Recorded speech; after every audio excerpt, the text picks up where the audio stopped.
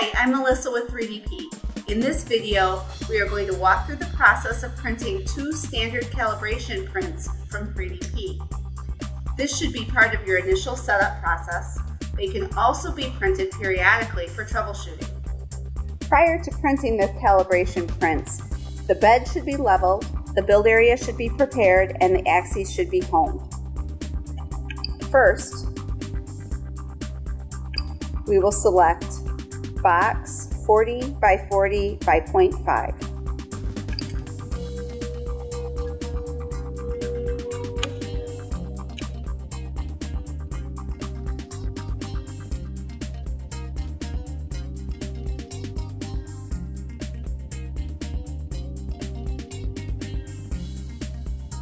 Allow the bed to cool in order to remove your parts without damaging them. Measure the thickness of the chip with a caliper. It should measure between 0.6 millimeters and 0.75 millimeters. If the nozzle is too far or too close to the build area, this can be adjusted by a process of baby stepping the distance of the nozzle from the bed. This is done on the LCD screen by selecting Tune, then Baby Step Z. Turning the knob clockwise raises the extruder. Counterclockwise lowers the extruder.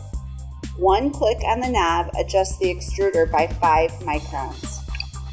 Once you've made your adjustments, you can save them by clicking Control and Store Memory. This can be done while your calibration prints are running for immediate feedback.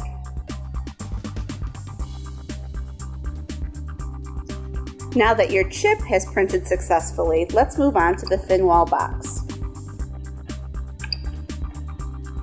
File name box 40 by 40 by 1.5.